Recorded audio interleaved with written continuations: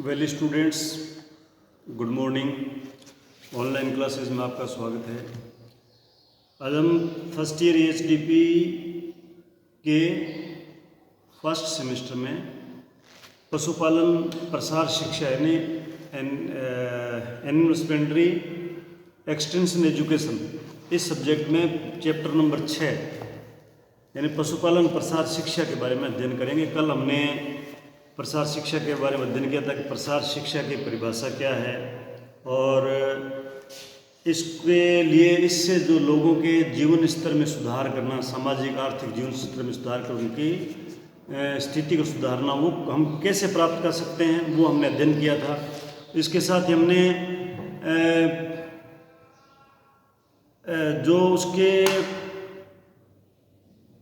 तरीकेबद्ध उनसे संवाद स्थापित करके पशुपालकों को किस प्रकार से हम उसकी सहायता कर सकते हैं वो भी हमने अध्ययन किया था। उसके अलावा हमने उन एस्पेक्ट्स का अध्ययन किया था जिनकी जानकारी पशुपालकों को करा के उनको हम प्रेरित कर सकते हैं। उसमें पशुधन का चयन है, उन्नत नस्ल का चुनाव है, आदि आदि बातों का अध्ययन किया था।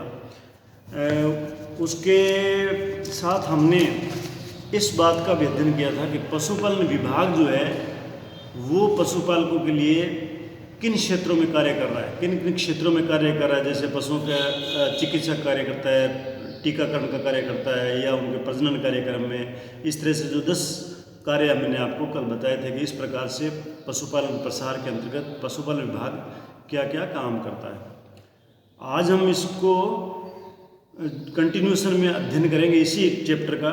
उसमें है कि विभिन्न प्रकार के कार्यक्रम आयोजित करने में आने वाली बाधाएं। जो विभाग विभिन्न प्रकार के कार्यक्रम आयोजित करता है पशुपालकों के लिए, उनमें किस प्रकार की बाधाएं, यानी उसमें कौन कौन से इरिटेंट्स है, बाधाएं हैं जो पशुपालकों को कार्यक्रम आयोजित करने में विभाग को बाधाएं आती है। तो उनके लिए प्रसार शिक्षा का मेन उद्देश्य है पशुपालकों को जागरूक करने, बनाने व उनके विकास में महत्वपूर्ण भूमिका निभाने के लिए विभिन्न प्रकार के प्रसार कार्यक्रम जो विभाग आयोजित करता है।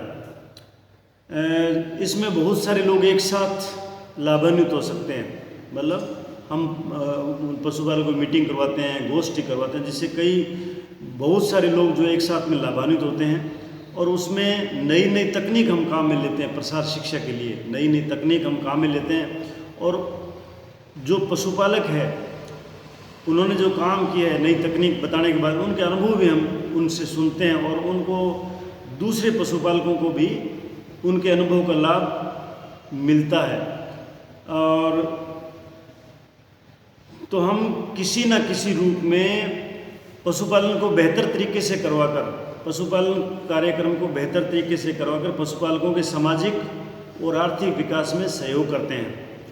कैसे करते हैं? एक तो उच्च उत्पादन करने के लिए नस्ल में सुधार करते हैं। नस्ल सुधार के बारे में लोगों को बताते हैं जिससे उनका उत्पादन जो है बढ़ सके। और उस उच्च उत्पादन को, जो अच्छा उत्पादन प्राप्त करते हैं पशुपालक, उसको लंबे समय तक नियमित रखने के लिए बेहतर तकनीक उनको बताते हैं। वो लंबे समय तक उस उच्च उत्पादन को प्राप्त कर सके पशुओं से, उसके लिए उनको नई नई तकनीक जो है, बेहतर तकनीक काम में लेना उनको बताते हैं। पशुओं को उनके उत्पादन क्षमता और आवश्यकता अनुसार उचित व बेहतर संतुलित पोषण आहार प्रदान करना। यानी अब जैसे पशुओं से अगर हम अच्छा उत्पादन प्राप्त करना चाहते हैं तो उनको नियमित और आवश्यकता के अनुसार उचित मात्रा में संतुलित आहार कैसे दे सकते हैं उसके बारे में उनको जानकारी प्रदान करना। और विभिन्न जो रोग होते हैं, विभिन्न प्रकार के रोग, उनको उपचार करना, प्लस उनसे बचाव करने के लिए उनका टीकाकरण करना। और ये करने के लिए क्या क्या ध्यान रखना है उनको, स्वास्थ्य के बारे में पशुओं के, ये उनको प्रचार प्रसार में बताना। और पशुपालकों में सही गुणवत्ता युक्त उत्पादन और उत्पादन के उचित निस्तारण, यानी एक तो वो अच्छा उत्पादन प्राप्त करेंगे, फिर उस उत्पादन को उचित प्रकार से निस्तारण करेंगे, यानी उसकी मार्केटिंग करेंगे, तभी तो उनको आर्थिक लाभ होगा। तो उसके लिए बेहतर और गुणवत्तापूर्ण व्यवस्थाएं जो व्यवस्था करनी है उसके बारे में उनको बताना, और पशुओं हेतु संपूर्ण वर्ष किस प्रकार से हरा चारा मिल सकता है ये भी उनको प्रचार प्रसार द्वारा बताना। अब ये जो चीज़ें हम प्रचार प्रसार द्वारा पशुपालकों को बताते हैं, जिनके लिए हम नई नई टेक्निक अपनाते हैं, उनकी गोष्ठियाँ करते हैं, उनकी मीटिंग्स करते हैं, उनको फिल्म दिखाते हैं या उनको किसी फार्म पे ले जाके साइट विजिट कराते हैं, ये करने के लिए जो कार्यक्रम आयोजित करने हैं उनमें कौन कौन सी बाधाएं आती है, कौन कौन सी हर्डल्स आते हैं, बाधाएं आती है, उनके बारे में हम अध्ययन करेंगे। तो सबसे पहले है नस्ल सुधार में आने वाली बाधाएं। नस्ल सुधार का कार्यक्रम जो पशुपालकों से हम करवाते हैं उसमें क्या क्या बाधा आती है। तो हमारे देश में, अपने देश में कम उत्पादन और निम्न गुणवत्ता के उत्पादन वाले मादा पशुओं और ऐसे नर पशु जिनका उत्पादन कम होता है या जो अच्छे नस्ल के नहीं हैं वो बहुत ज़्यादा मात्रा में पाए जाते हैं, और इससे उत्पन्न होने वाली संतति और पीढ़ी जो है वो बेहतर या उच्च गुणवत्ता की नहीं हो पाती। यानी ये जो दोगले पशु मैंने आप बताए थे पहले, दोगले पशु जिनकी कोई नस्ल नहीं होती है, या ऐसे पशु जो नर पशु जो है जो उच्च गुणवत्ता के नहीं है, वो मतलब कि उनके बधियाकरण वगैरह किया नहीं होता, वो आवारा घूमते रहते हैं, तो उससे उच्च गुणवत्ता के और नई संतति जो पीढ़ी पैदा होती है वो उच्च गुणवत्ता तो पैदा नहीं हो सकते। इसी के कारण जो है बेहतर उत्पादन प्राप्त नहीं हो सकता। तो ये एक नस्ल सुधार में आने वाली बाधा क्या है कि निम्न कोटि के पशु बहुत ज़्यादा मात्रा में पाए जाते हैं और लोगों में प्रचार प्रसार की कमी है, जिससे ये जो चीज़ें हैं ना सुधार उसमें करने में, नस्ल सुधार करने में बहुत तकलीफ या परेशानी महसूस होती है। अब आता है बेहतर प्रजनन में, जो प्रजनन कराते हैं पशुओं का, पशु नए दूध करवाते हैं उसको, फिर उसको ब्याता है पशु, जिससे उससे वो दूध प्राप्त होता है। तो ये जो प्रजनन वाला काम है, बेहतर प्रजनन, उसमें क्या क्या बाधाएं आती है। यानी किसी मादा पशु को प्रजनन संबंधी व्याधियां अगर होती है किसी मादा पशु में, तो वो उसके गर्भधारण में बाधक हो जाती है, उसके गर्भधारण में बाधक हो जाती है, जिससे वह प्राणी उत्पादन अवस्था में नहीं आ सकता। जैसे वो गाय है या भैंस है जिसमें प्रजनन संबंधी बीमारियां हैं, तो वो गर्भधारण नहीं कर सकता या गर्भधारण उसका पूर्ण काल तक नहीं हो सकता, जिससे वो उत्पादन करने में असमर्थ होता है।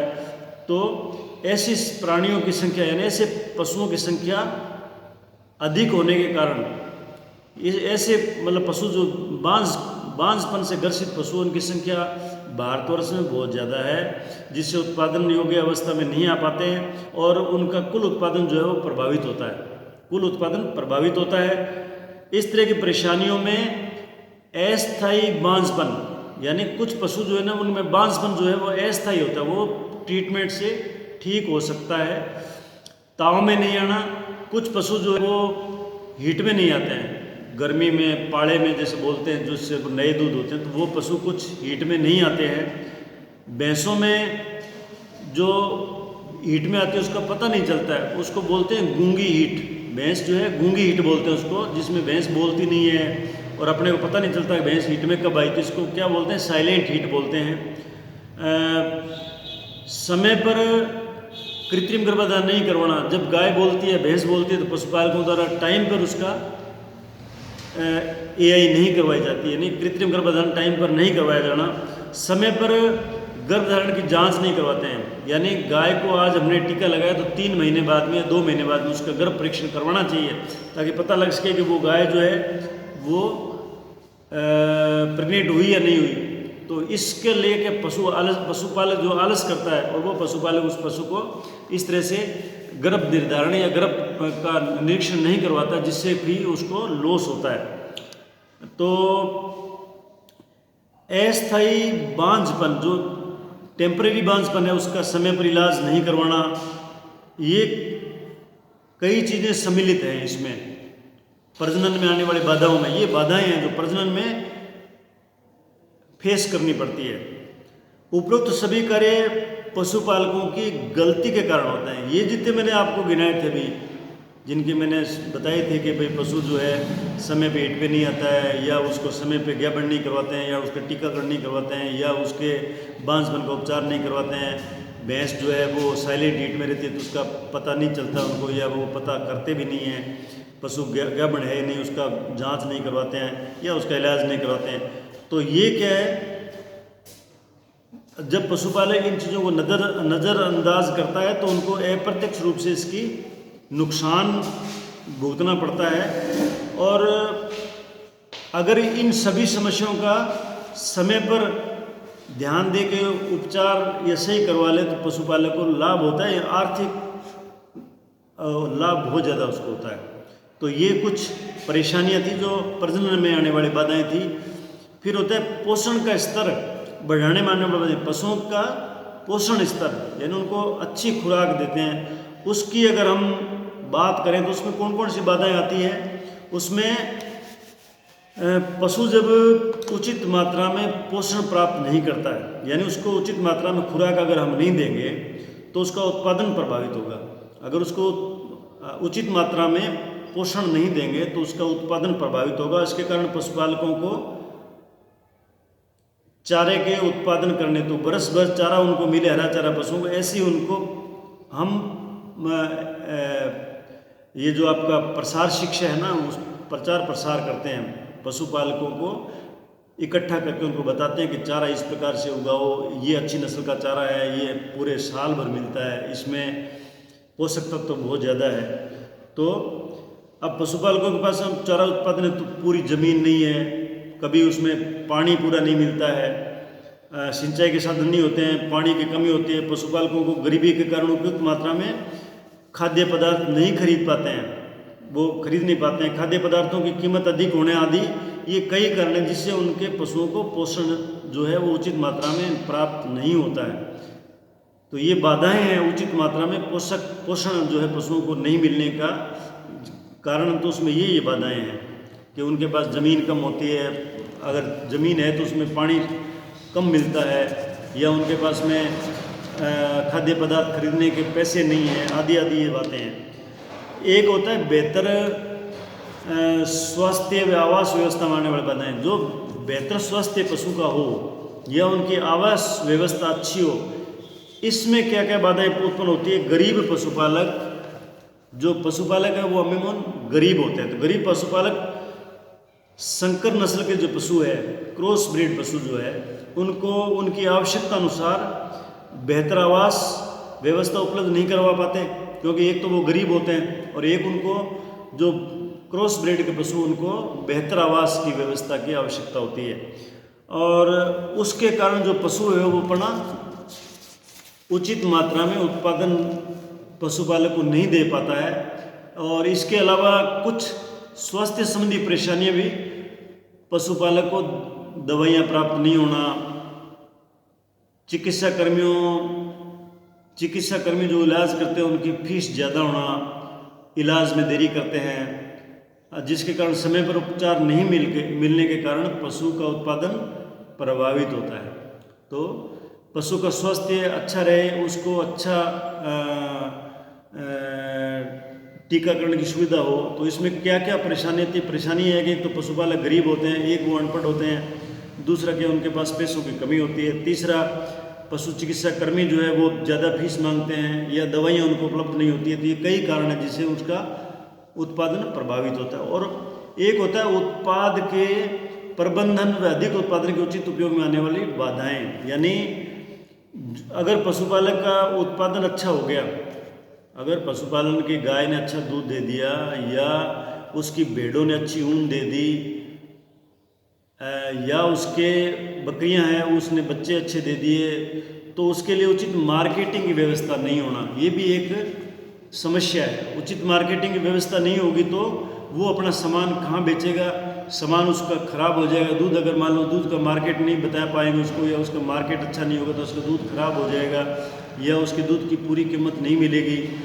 तो ये सब पशुपालकों में अज्ञानता के कारण होता है। यानी पशुपालक का क्षेत्र एक उच्च निवेशक क्षेत्र है, निवेश जिसमें करते हैं उसको उच्च कोटि का निवेशक क्षेत्र है, जिसमें बेहतर पशुपालन के लिए उच्च पूंजी की आवश्यकता होती है, यानी पूंजी निवेश की आवश्यकता होती है, बहुत ज़्यादा पैसे लगाने की आवश्यकता होती है इस धंधे में, पशुपालन के धंधे में।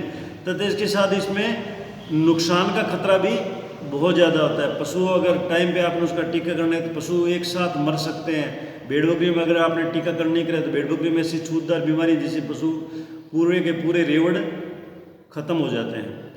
और ऋण की सुविधाएं प्राप्त नहीं होने के कारण भी पशुपालक जो है वो पूरी तरह से पशुपालन का धंधा नहीं कर सकते हैं। तो ये कुछ कारण हैं जो उत्पाद के प्रबंधन, यानी उत्पाद के प्रबंधन का मतलब होता है जो उत्पादन होता है उसको मार्केटिंग करना, उसको खपाना या उसका प्रबंध करना, उसको कैसे बेचेगा। तो ये कुछ कमियां हैं जिसके कारण उसके प्रबंधन में बाधा उत्पन्न होती है, यानी उनमें अज्ञानता है, पैसे की कमी है, ऋण उनको टाइम पे मिलता नहीं है, ये आदि आदि कई कारण है। तो ये पशुपालन प्रसार शिक्षा के बारे में था, जिसके बारे में आपको विस्तार से बताया गया।